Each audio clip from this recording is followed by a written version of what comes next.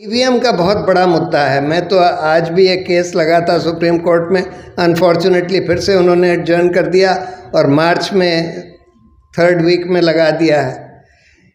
मैंने इसको बहुत अच्छी तरह से स्टडी किया है, ये जो voting machines, electronic voting machines का मुद्दा और ये वीवीपैट, इन दोनों को आसानी से मैनिपुलेट किया जा सकता है। एक सिटीजन्स कमीशन की रिपोर्ट आई है जस्टिस लोकर के नेतृत्व में, जिन्होंने साफ साफ लिखा है कि ये मैनिपुलेट करे जा सकते हैं। तो इसलिए ये बहुत ज़रूरी है कि ये ईवीएम कम से कम या तो हटाए जाएं, और या फिर अगर ईवीएम रहते हैं तो वीवीपैट का डिज़ाइन चेंज किया जाए। अभी तो उसमें एक काला कांच लगा दिया है जिससे आप बाहर से अंदर नहीं देख सकते जब तक कि अंदर एक बल्ब नहीं जलता, और बल्ब 7 सेकंड के लिए जलता है, सिर्फ उतनी देर के लिए कि आप अपनी स्लिप देख लें कि आपकी स्लिप प्रिंट हो गई है, लेकिन उसके बाद स्लिप कट के गिरती हुई नहीं दिखती आपको।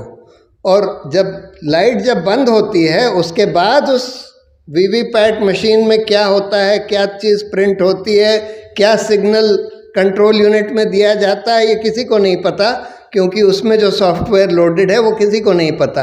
ये सब भारत की जो कंपनियां हैं, भारत इलेक्ट्रॉनिक्स और सरकारी कंपनियां, इलेक्ट्रॉनिक कॉरपोरेशन, उनके हाथ में है ये चिप का जो डिज़ाइन है और उसमें सॉफ्टवेयर जो पड़ी हुई है। तो इसलिए हमको एक बड़ा आंदोलन, ये भी एक शॉर्ट टर्म ज़रूरत है, एक आंदोलन खड़ा हो रहा है, बड़ी तेज़ी से फैल रहा है कि ईवीएम हटाओ, लोकतंत्र बचाओ। उस आंदोलन में हमको शरीक होना चाहिए, उसमें अपनी मदद करनी चाहिए। तीसरी बात, देखिए, मेन स्ट्रीम मीडिया सरकार के हाथ में भले ही हो, लेकिन आज एक बड़ी भारी ऑल्टरनेट मीडिया खड़ी हो गई है जो यूट्यूब पर है, जो इंटरनेट पर है, जो सोशल मीडिया पर है, और उसके ज़रिए हम सही बात, ये लोग देखिए ट्रोल आर्मी इन्होंने बना रखी है, झूठ फैलाते हैं, नफ़रत फैलाते हैं। हम लोग वॉलंटियर आर्मी सोशल मीडिया पर बनाकर दूसरा काम कर सकते हैं कि सच फैलाएं, प्यार बांटें बजाय नफ़रत फैलने। और सही, ये लोग इतिहास को तोड़ मरोड़ के झूठ बोलते हैं, झूठ बोलकर नफ़रत फैलाते हैं। हमको सही इतिहास बताने की ज़रूरत है। ये काम भी सिविल सोसाइटी आसानी से कर सकती है, हम लोगों को बस ऑर्गेनाइज होने की ज़रूरत है। देखिए, हिंदुस्तान में क्या हो रहा है, किस तरह से सिर्फ लोकतंत्र की ही नहीं, हमारे मौलिक अधिकारों की ही नहीं, हमारे जमहूरियत की ही नहीं, पर हमारी सभ्यता की ही हत्या करी जा रही है, ये सब हम लोग देख रहे हैं। आपको बताया गया कि पार्लियामेंट में एक दिन में 170 लोग सस्पेंड कर दिए जाते हैं, कोई डिस्कशन नहीं होता, इम्पोर्टेंट बिल्स 2-2 मिनट में पास कर दिए जाते हैं। मीडिया सरकार की प्रोपेगेंडा मशीन बन गई है, मेन स्ट्रीम मीडिया, ज़्यादातर मीडिया। न्यायपालिका भी चरमरा गई है, उसकी स्वतंत्रता चरमरा गई है, और हम देख रहे हैं कि चाहे उसका दायित्व है संविधान की रक्षा करना, मौलिक अधिकारों की रक्षा करना, लोकतंत्र की रक्षा करना, रूल ऑफ लॉ की रक्षा करना, इन सब चीज़ों की रोज़ हत्या हो रही है, लेकिन हमारी न्यायपालिका खामोश है। हमारे इलेक्शन कमीशन को बिल्कुल सरकार का तोता बना दिया है, कंट्रोलर एंड ऑडिटर जनरल का भी करीब करीब यही हाल कर दिया है, सारे इंस्टीट्यूशंस को धाराशाही कर दिया है। और सांप्रदायिकता, झूठ, नफ़रत सब फैलाई जा रही है, बिल्कुल ऑर्गेनाइज तरीके से सियासत की वजह से फैलाई जा रही है। सवाल ये है कि हम क्या करें, ऐसे वक्त में हम क्या करें। देखिए, मेरा ये मानना है कि आज वो वक्त आ गया है, अनफॉर्चुनेटली, जैसा बड़ा सिविल सोसाइटी मोबिलाइजेशन 74 के दौर में हुआ, उसके बाद हाल में जब एंटी करप्शन, जिसको अन्ना मूवमेंट कहते हैं, उस समय हुआ, उस तरह का बड़ा सिविल सोसाइटी मोबिलाइजेशन या मूवमेंट आज नहीं खड़ा हुआ, और उसको खड़ा करने की ज़रूरत है। कुछ शॉर्ट टर्म हमारे ऑब्जेक्टिव्स हैं और कुछ लॉन्ग टर्म ऑब्जेक्टिव्स हैं। देखिए, शॉर्ट टर्म में तो हमको सबसे पहले तो हमारा काम है कि कम से कम 24 में मोदी को रोकना। इसको रोकने के लिए सिविल सोसाइटी क्या कर सकती है? सिविल सोसाइटी काफ़ी कुछ कर सकती है। सिविल सोसाइटी, जैसे मोहम्मद अदीब साहब ने बताया कि भाई हम लोग अगर इकट्ठा होकर और इन पॉलिटिकल ऑपोजिशन पार्टियों को, पहली बात तो अगर सिविल सोसाइटी खड़ी होती है जमहूरियत को बचाने के लिए, लोकतंत्र को बचाने के लिए, तो ऑपोजिशन को भी उससे स्ट्रेंथ मिलती है। आज तो वो लोग बहुत वीक महसूस कर रहे हैं। असल में हुआ ये है कि पिछले कई सालों में क्योंकि चुनाव जो है पैसे का खेल बन गया है, तो सब लोगों को पैसे कमाने होते हैं, पैसे जुटाने होते हैं चुनाव लड़ने के लिए, और उसके चलते हुए भ्रष्टाचार बढ़ा है और ये लोग सब कमज़ोर हो गए हैं। और भाजपा उसी का फ़ायदा उठा रही है कि सेलेक्टिवली ये सारी एजेंसी इसको यूज़ कर रही है। जिसको भी दबाना होता है उनको दबाते हैं, इनको यूज़ करके अपने लोगों के ऊपर कुछ नहीं करते। जब लोग डिफेक्ट करके उनके पास आ जाते हैं तब सबको छोड़ दिया जाता है। लेकिन अनफॉर्चुनेट चीज़ ये है कि ज़्यादातर ऑपोजिशन कमज़ोर हो गई है। हमको जो एक उम्मीद की किरण बिल्कुल साफ दिख रही है वो राहुल गांधी की शख्सियत में है। राहुल गांधी की मुझे ऐसी शख्सियत दिख रही है जो बिल्कुल एकदम रैम रॉड स्ट्रेट खड़े हैं और अपना काम कर रहे हैं, जो सही बात है वो बोल रहे हैं। लेकिन एक आदमी तो पूरा जमहूरियत को, अपनी पार्टी को ही नहीं बदल सकता, तो सिविल सोसाइटी का इसमें बहुत बड़ा रोल है। पहली बात तो अगर हम लोग ऑर्गेनाइज हो जाएं और खड़े हो जाएं, तो जैसे मोहम्मद अदीब साहब ने बताया, हम लोग ऑपोजिशन को भी स्ट्रेंथन भी कर सकते हैं, उनको एकजुट भी कर सकते हैं। वो काम सिविल सोसाइटी ज़्यादा अच्छा कर सकती है बजाय इन पॉलिटिकल पार्टियों के। एक बड़ा आंदोलन इस समय बेरोज़गारी के ऊपर शुरू किया जा सकता है, जिसका नेतृत्व यूथ को करने की ज़रूरत है, क्योंकि यूथ जो है सबसे ज़्यादा अनएम्प्लॉयमेंट के इशू से प्रभावित है।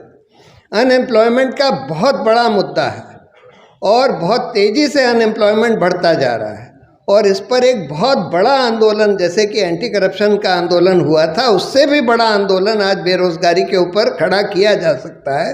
और क्योंकि ये मोदी सरकार ज़्यादा जिम्मेदार है इसके लिए, इस प्रॉब्लम के लिए, इसलिए इनको पॉलिटिकल चोट उस आंदोलन की ज़रूर महसूस होगी, जैसे एंटी करप्शन मूवमेंट की पॉलिटिकल चोट उस समय कांग्रेस को महसूस हुई थी।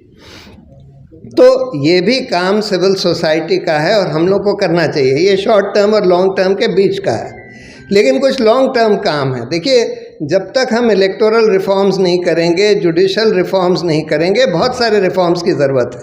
हम लोगों ने 2019 में एक छोटी सी बुकलेट निकाली थी, रिक्लेमिंग द रिपब्लिक, जिसमें बहुत सारे विशेषज्ञों ने आकर एक क्या पॉलिसीज़ हम लोगों की इलेक्टोरल रिफॉर्म्स की, जुडिशल रिफॉर्म्स की, पुलिस रिफॉर्म्स की, एग्रीकल्चर रिफॉर्म्स की क्या क्या होनी चाहिए, वो सब उसमें दी थी।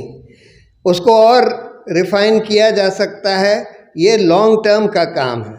हम लोगों को, सिविल सोसाइटी का ये काम है कि वो पब्लिक इंटरेस्ट में इस तरह का एक रोड मैप निकाले, और सारी जो पॉलिटिकल पार्टीज़ हैं, कम से कम ऑपोजिशन पार्टीज़, उनको बाध्य करे कि भाई आप लोग इसको मैनिफेस्टो में डालिए और इसको मानिए। राहुल गांधी वो बात सब कुछ कर रहे हैं जो हम लोगों ने 2019 में अपने रिक्लेमिंग द रिपब्लिक वाले मैनिफेस्टो में लिखी थी, लेकिन सबको करनी चाहिए। सारी ऑपोजिशन पॉलिटिकल पार्टीज़ को उसके ऊपर खड़ा करना चाहिए, लेकिन ये एक लॉन्ग टर्म ज़रूरत है। लेकिन मेन चीज़ ये है कि हमको एक सिविल सोसाइटी को फिर से खड़ा करना पड़ेगा, एक बड़ा मूवमेंट सिविल सोसाइटी का बनाना पड़ेगा।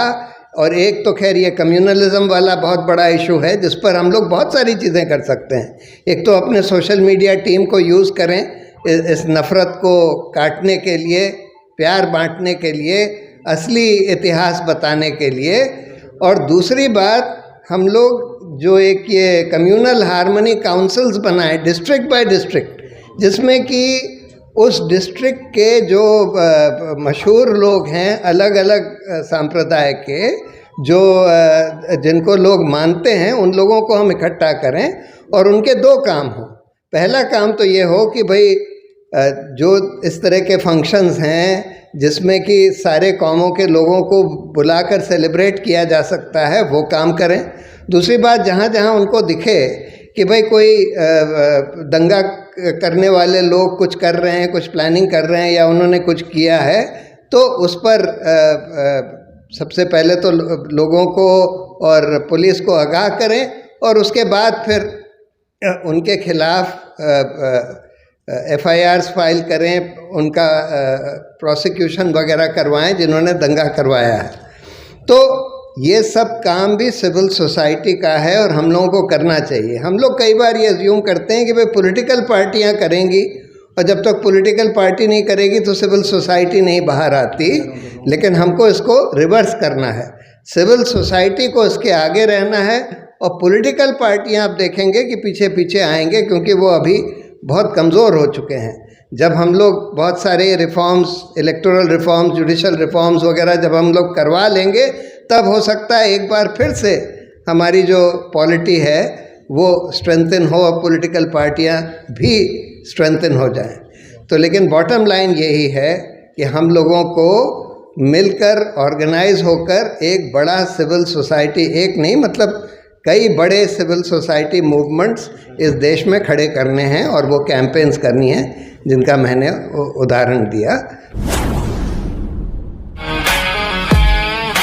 The Indian Public School, the journey of excellence began in the year 2001 when the Indian Public School was established, given by a commitment to provide quality education. Our school has one of the best labs for various subjects in which a student can learn in a Equipped with his five senses, man explores the universe and calls the adventure science.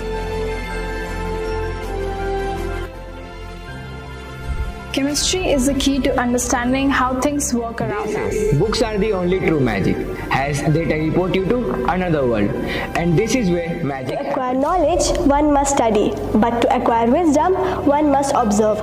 IPS works hard to deliver quality education while fostering moral and cultural values. Indian Public School has one of the most dedicated teams for sports training. Our coaches work tirelessly to make the experience knowledgeable yet fun. Every day, a diversified menu is offered to students for breakfast, lunch and snacks. Every day, the dining hall serves staff and students delectable, wholesome meals that range from traditional and festive fare.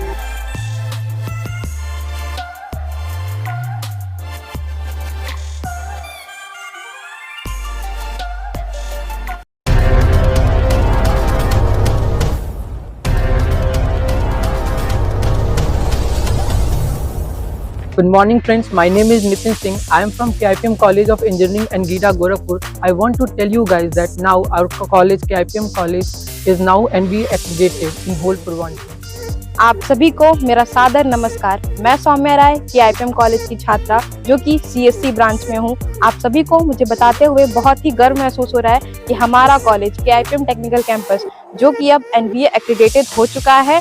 तो आप यहाँ आएँ, यहाँ की शिक्षा का लाभ लें और अपने करियर में एक नई ऊंचाइयों को प्राप्त। KIPM college of engineering and technology GIDA Gorakhpur NBA द्वारा स्वीकृत पूर्वांचल का एकमात्र संस्थान है जहां पर बच्चों को गुणवत्तापूर्ण शिक्षा, national and international top multinational कंपनियों में प्लेसमेंट और हाईली क्वालिफाइड फैकल्टी द्वारा पठन पाठन का कार्य कराया जाता है।